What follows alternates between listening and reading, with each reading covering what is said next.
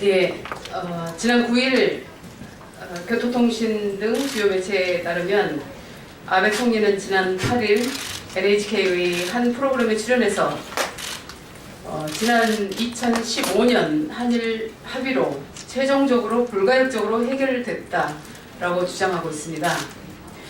이어 일본은 성실히 의무를 수행하고 있고 10억엔을 이미 수령하고 있다며 다음은 한국이 확실히 성의를 보여야 한다고 밝히고 있습니다. 또 아베 총리는 서울과 부산에 설치된 소녀상 설치가 성의에 포함되느냐는 질문에 그렇다고 사실상 철거를 요구했습니다. 이와 함께 한일 위안부 합의는 차기 정권이 실행하는 것도 나라의 신용 문제라고 주장하고 있습니다. 그러나 이것은 어불성설입니다.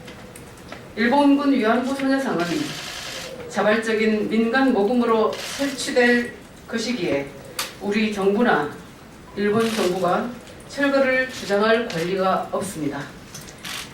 더불어민주당에서 거듭 밝힌 바 있지만 2015년 12월 28일 한일 위안부 협정은 위안부 할머니들이 동의하지 않았으며 정부의 일방적 발표였기에 전면 무효화하고 재협상해야 합니다. 이에 대한 입장을 다시 한번 밝혀드리며 우리 화성시 최인석 시장님이 그 상황을 더 자세히 말씀드리도록 하겠습니다. 네, 화성시장 최인석입니다. 우리는 이런 기억을 가지고 있습니다. 지난 2005년도에 일본의 시마네현이죠. 시마네현에서 독도의 날 행사를 처음 시작했습니다. 그때 노무현 정권, 참여정부에서 강력히 항의했던 기억이 있고요. 그때 정확한 워딩은 이랬습니다.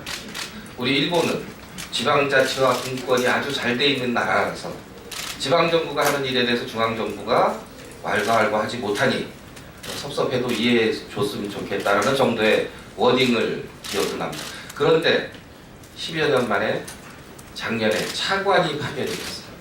중앙정부의 차관이 파견이 돼서 축사를 했던 기억을 가지고 있습니다. 일본은 끊임없는 역사 왜곡을 자행해왔던 것입니다. 그 1년 연장선상에 서 있기 때문에 우리 화성은 또 우리 민주당은 전 세계에 우리 평양의 소녀상을 세워서 일본의 근본적인 반성을 촉구하려 합니다. 그의 성명을 낭독합니다. 진실은 감출수록 붉어지고 진정한 반성만이 과거를 치유한다. 일본 정부는 부끄러운 과거를 인정하는 것을 부끄러워하지 마라. 평화의 소녀상은 인류가 저질렀던 가장 끔찍한 만행에 대한 경고다. 세계 곳곳에 세워진 60개의 소녀상은 제국주의로 자행된 반인권적 범죄의 사과와 반성을 요구하며 두 주먹을 굳게 쥐고 일본을 응시하고 있다. 진실 앞에 눈 감은 일본 정부는 한일 위안부 협정을 들먹거리며 최근 부산 영사관 앞에 세워진 평화의 소녀상 철거를 요구하고 있다. 이미 식물정부가 된 박근혜 정부가 저지른 외교 참사로 문해배처럼 외교적 경제적 압박을 가하고 있는 것이다. 아베 정부는 면죄부를 짓냥 뻔뻔하게 때를 쓰고 있다. 평화의 소녀상은 인류가 저지른 부끄럼에 대한 경고이다. 인류 모두가 절대악에서 자유롭지 못함을 경고한다. 눈앞에 치워버린 진실도 부끄러움도 사라지지 않는다. 진실을 감출수록 붉어지고 진정한 반성만이 과거를 치유할 수 있다. 일본 정부가 소녀상에 집착하는 것은 손바닥으로 해를 가리려는 수작에 불과하며 세계인들의 마음속에 일본이 전복 국가임을 더욱 각인시키는 결과를 가져올 것이다. 아무도 원치 않았던 한일 위안부 협상을 당장 폐기하고 화해와 치유재단을 즉각 해체해야 한다. 국민의 뜻은 명확하다. 일본의 진정성 없는 사죄 없이 과거사는 청산되지 않는다. 이에 우리는 다음과 같이 요구한다. 하나, 일본 위안부 합의를 즉각 폐기하라. 하나, 피해자가 원치 않는 화해와 치유재단을 즉각 해체하라. 하나, 일본 정부는 부끄러운 과거를 인정하고 진심으로 반성하라.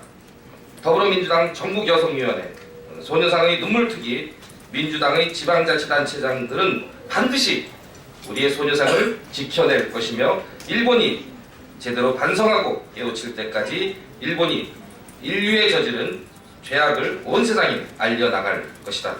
2017년 1월 10일 더불어민주당 소녀상 눈물특위 위원장 양영자, 참 좋은 지방정부 평화의 소녀상 건립추진위원단장 화성시장 최희석.